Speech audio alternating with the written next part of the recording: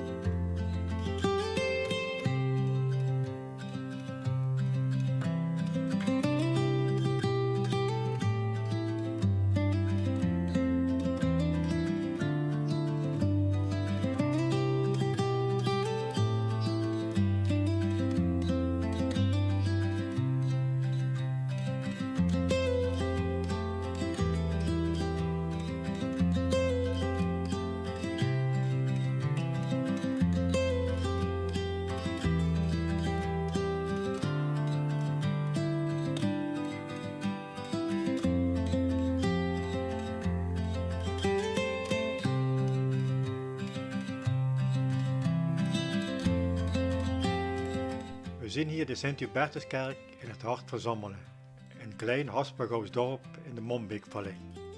De kerk heeft Romaanse oorsprong, vermoedelijk uit de 12e eeuw.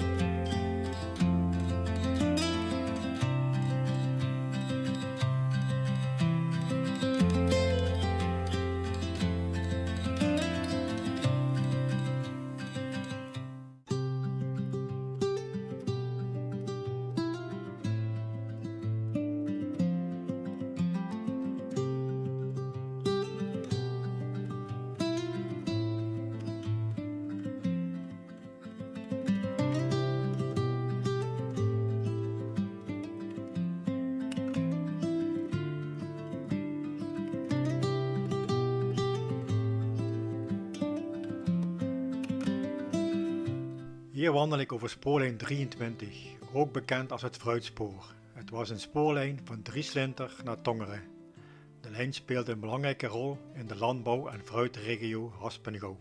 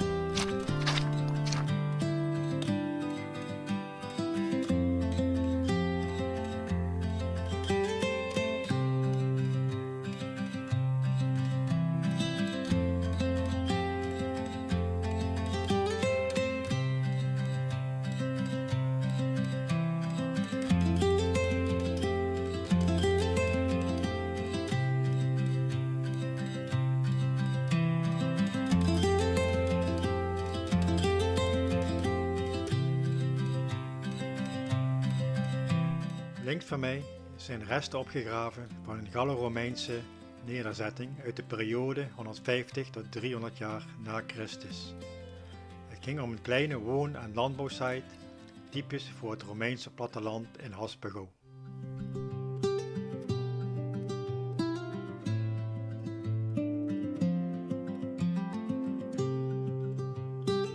Deze Gallo-Romeinse nederzetting van Jesseren was een kleine landelijke woonplek uit de 2e en 3e eeuw, met sporen van landbouw en dagelijkse activiteiten. Dankzij de goed bewaarde waterput en de archeologische landmark is het vandaag een van de meest toegankelijke Romeinse sites in Borgloon.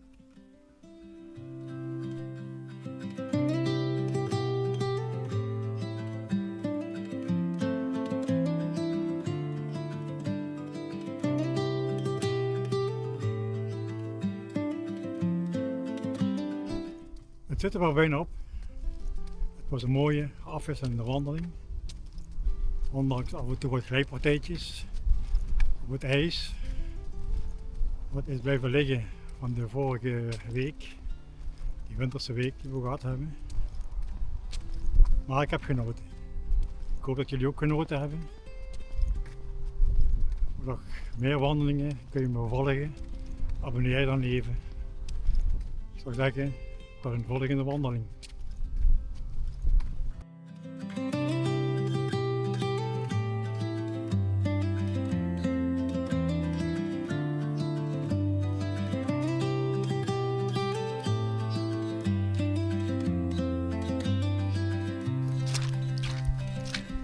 De laatste loodjes door de modder.